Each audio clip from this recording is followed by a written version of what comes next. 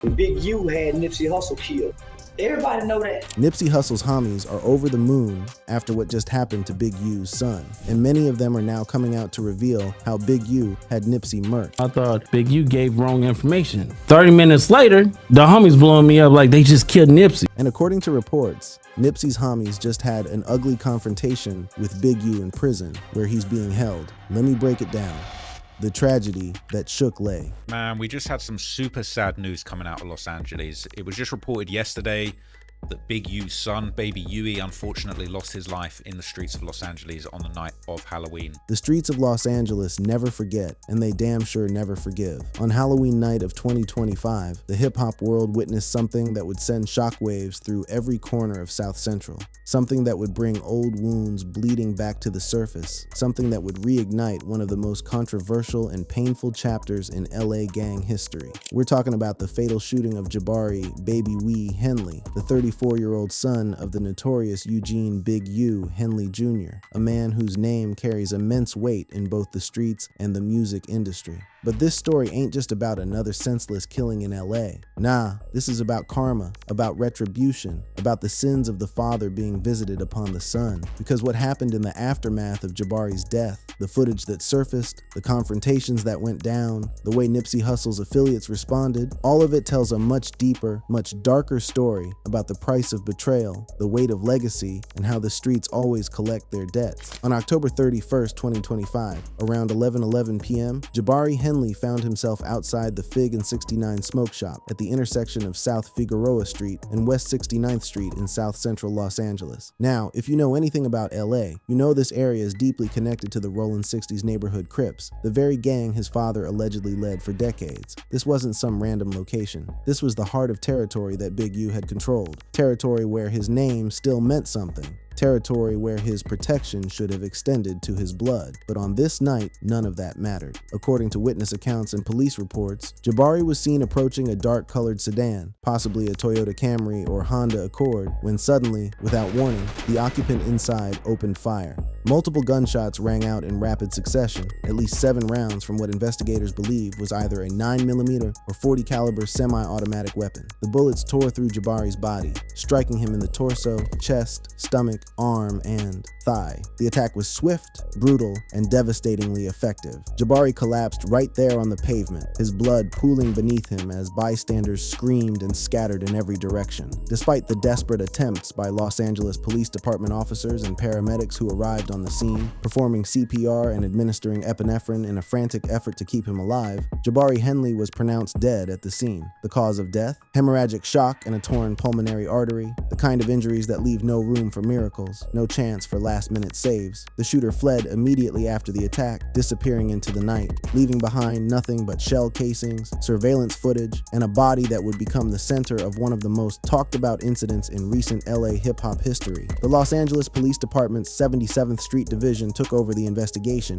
immediately treating it as a homicide and working to piece together what happened and why. Detectives collected shell casings from the scene, secured at least 12 different surveillance videos from nearby businesses and residences, and began interviewing witnesses who were present during the shooting. The forensic evidence was sent for analysis, with full ballistics reports expected by early November 2025. Interestingly, police detained 2 persons of interest, individuals from Inglewood with no direct ties to the Rollin' 60s Crips, but both were eventually released without charges. Forensic DNA recovered from a handle on the suspect vehicle showed a partial match to someone affiliated with the Hoover Criminals, a rival gang that has long-standing beef with the Rollin' 60s. This detail is crucial because it suggests this might not have been a random act of violence, but rather something connected to ongoing gang tensions and territorial disputes that have simmered in South LA for decades. A $50,000 reward was offered for information leading to the arrest and conviction of the shooter, but as of the latest reports, no arrests have been made. The case remains open,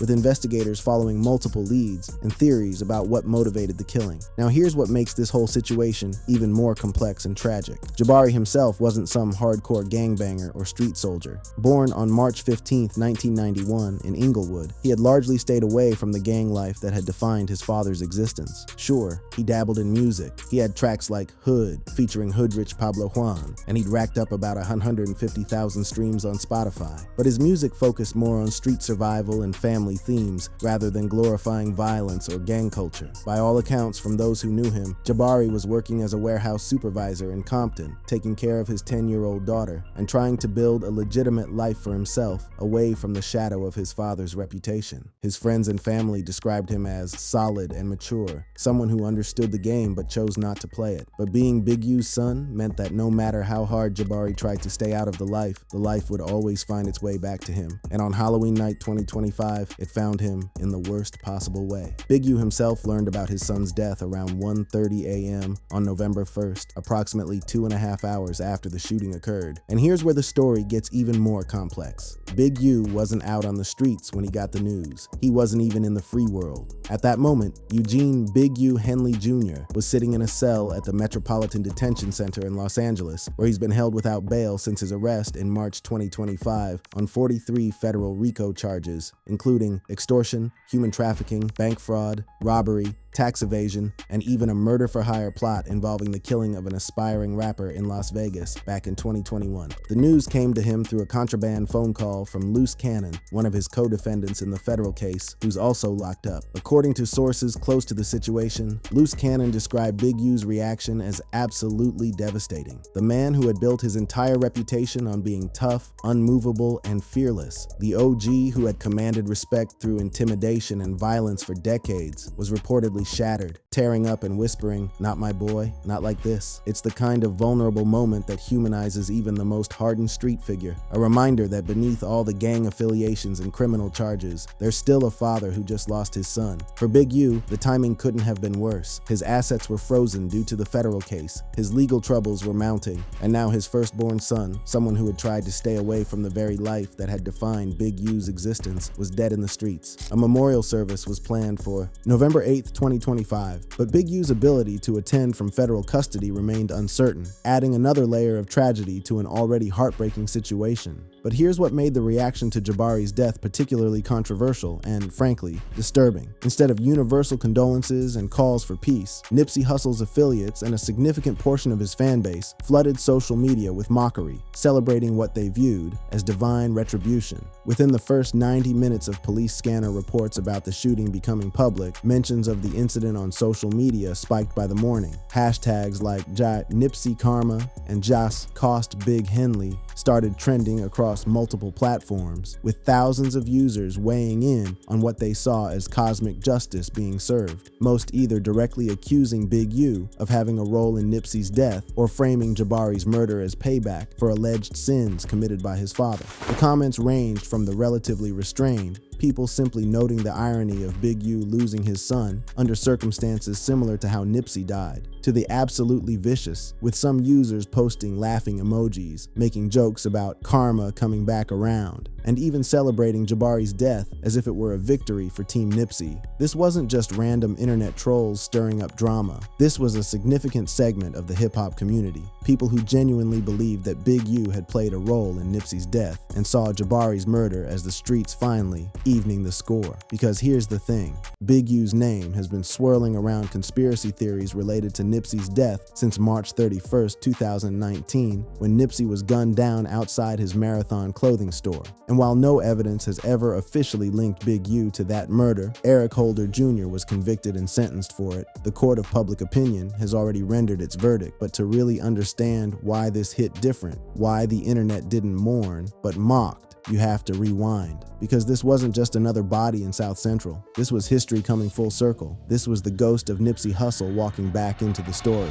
The Nipsey connection and old wounds. To really understand why Jabari Henley's death sparked such an explosive and controversial reaction, why Nipsey Hussle's affiliates and fans flooded social media with mockery and claims of karma, and why that viral confrontation footage hit so different, we need to rewind the clock and explore one of the most complex, painful, and conspiracy-laden relationships in modern hip-hop history, the connection between Big U and Nipsey Hussle. Big U and Nipsey Hussle's relationship dates back to around 2006-2007, when Nipsey was just an up-and-coming rapper trying to make his mark in the ruthlessly competitive Los Angeles hip-hop scene. Big U, already established as an original gangster in the Rollin' 60s neighborhood Crips and positioning himself as someone who had successfully transitioned from street life into legitimate business ventures, saw potential in the young artist. He took Nipsey under his wing, providing him with studio access, housing, business advice on real estate investments, and guidance on how to navigate the treacherous waters of the music industry while staying out of trouble. My nephew, TD,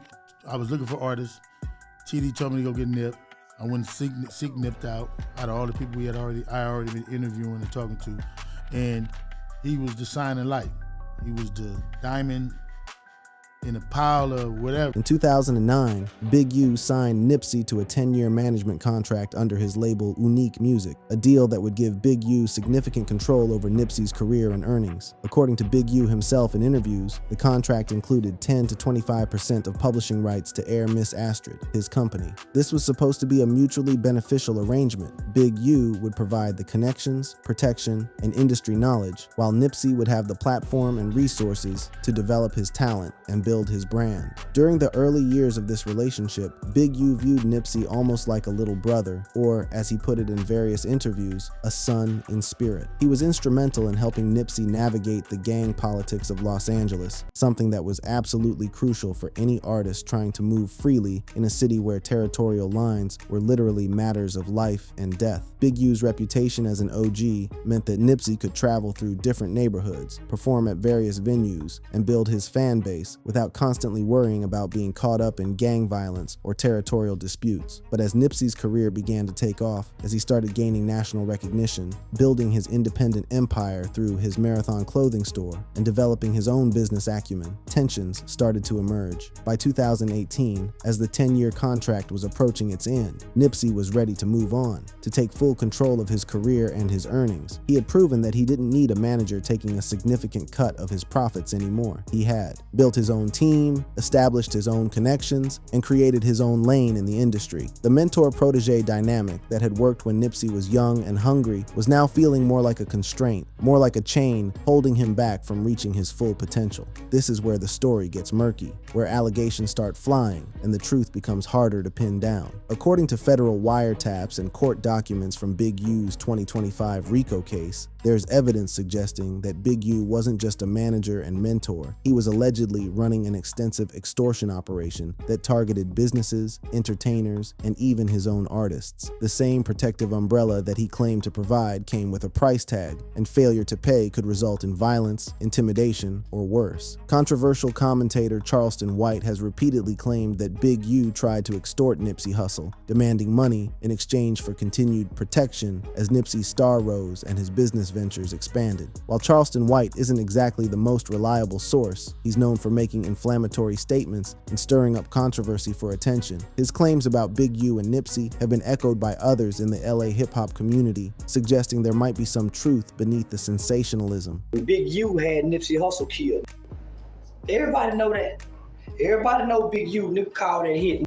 They was really jealous of Nipsey Hussle, homie. All the big homies in the set was jealous of Nip, because all the young love Nip.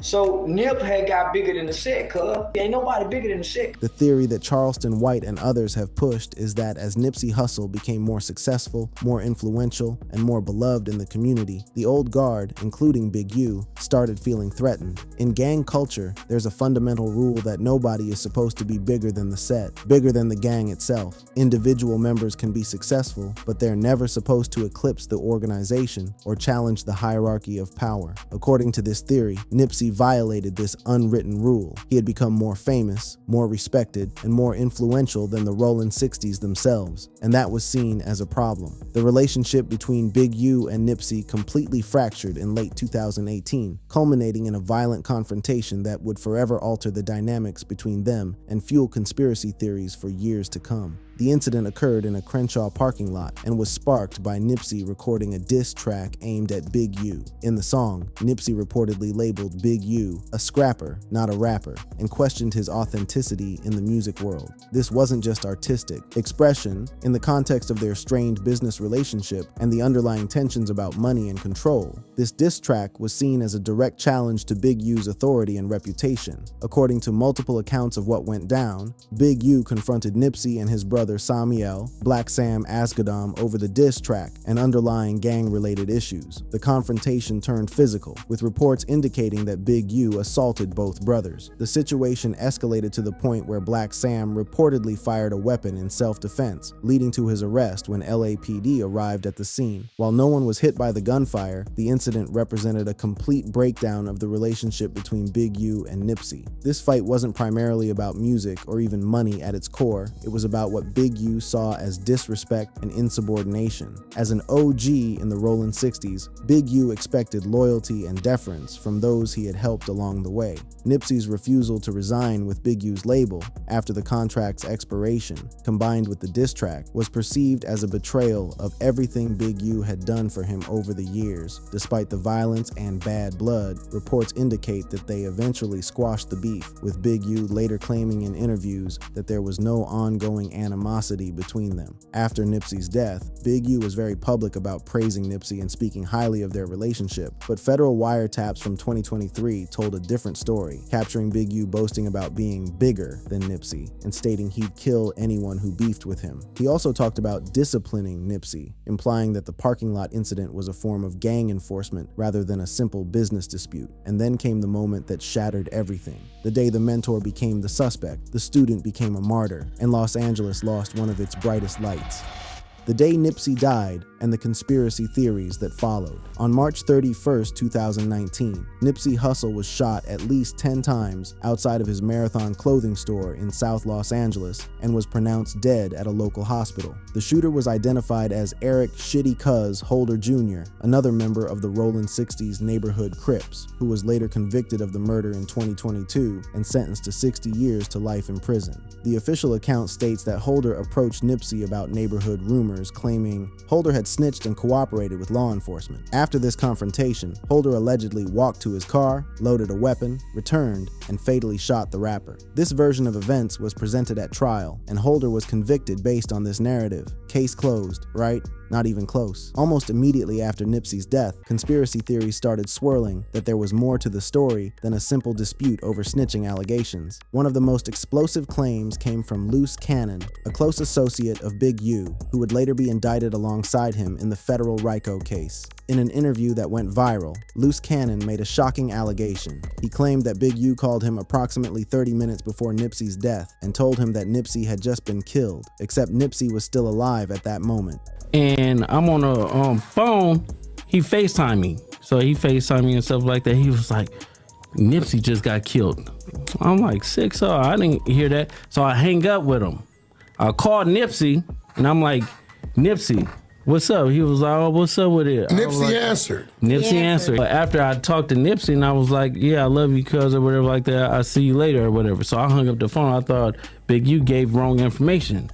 30 minutes later, the homies blowing me up like they just killed Nipsey. If Loose Cannon's account is accurate, and that's a big if, considering he's also facing serious federal charges and might have his own motivations for making such claims, it would suggest that Big U had foreknowledge of the attack on Nipsey Hussle. The implication is chilling, that Big U knew what was about to happen and possibly played a role in orchestrating it. This theory gained even more traction when you consider the timing, the unresolved beef between Big U and Nipsey, and the alleged pattern of violence that Big U is now accused of orchestrating through his criminal enterprise. Charleston White, never one to shy away from controversy, took these allegations even further, directly accusing Big U of ordering the hit on Nipsey Hussle. He framed it as a jealousy-motivated execution, arguing that the old guard in the Rollin' 60s couldn't handle how much bigger and more influential Nipsey had become compared to the gang itself. Former Death Row Records rapper Alicia SKG Choice also accused Big U of arranging Nipsey's murder, citing his history of extortion and violence. She claimed she witnessed Big U assault people in Nipsey's presence, and that his pattern of behavior made him capable of such an act. These These weren't just random accusations from people with no connection to the situation. These were people who claimed to have direct knowledge or had witnessed Big U's methods of operation firsthand. Big U has vehemently denied any involvement in Nipsey Hussle's murder, addressing the rumors in multiple interviews, and even sending cease and desist letters to media outlets like No Jumper 4, spreading allegations linking him to the killing. In one particularly detailed interview,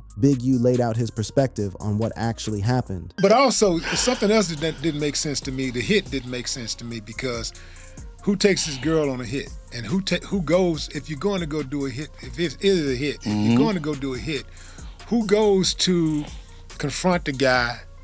He already know, I'm finna do this dude. Who goes to confront the guy, leave, and then come back? The argument is actually pretty logical if you break it down. He points out that Eric Holder's actions on the day of the murder don't fit the pattern of a professional hit. Holder brought his girlfriend with him to the scene, had a conversation with Nipsey before the shooting, walked away, went to a nearby Master Burgers to order food, and then came back to commit the murder. That's not how contract killings typically go down. Professional hits are quick, efficient, and don't involve casual conversations and lunch breaks in between the confrontation and the killing. Moreover, the FBI conducted an extensive investigation into Nipsey's murder as part of their broader examination of gang activity in Los Angeles. If there was any evidence linking Big U to the killing, federal authorities would have included it in the massive 43-count RICO indictment they brought against him in 2025. That indictment includes charges for murder, the 2021 killing of aspiring rapper Rayshawn Williams, extortion, fraud, human trafficking, and a whole laundry list of serious crimes. If the feds had anything concrete tying Big U to Nipsey's death, they would have thrown that charge in too. The fact that they didn't suggest that despite all the conspiracy theories and street rumors, there's no hard evidence connecting Big U to that particular crime. And believe me, like I say,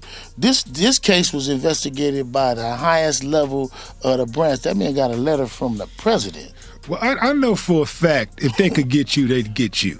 And they if they thought for a second that you had something to do with it and they could prove it, you out of here. Regardless of whether there's any truth to the allegations, the conspiracy theories surrounding Big U and Nipsey's death have had devastating consequences for Big U's life and livelihood. He reportedly lost major sponsorships, saw contracts fall through, including an alleged $3 million Adidas deal that was supposedly in the works through Kanye West, and found himself increasingly isolated in the music industry. People who had previously worked with him distanced themselves, unwilling to risk association with someone accused of such a heinous act, even without proof. In the aftermath of Nipsey's death, Big U initially organized unity marches, delivered a eulogy, and helped raise funds for Nipsey's family. But as the conspiracy theories gained traction, his reputation took a massive hit. The court of public opinion had rendered its verdict long before any legal proceedings, and in the world of hip-hop and street culture, perception is often more powerful than reality. And this brings us back to Halloween night 2025, when Big U's son Jabari was murdered in strikingly similar circumstances to how Nipsey Hussle died 6 years earlier. The parallels were impossible to ignore. Both men were shot multiple times in South Los Angeles. Both were affiliated with the Rollin 60s through family connections. And both deaths sparked immediate speculation about deeper meanings and hidden motives. If you enjoyed this video, click on the boxes playing on your screen to watch similar content.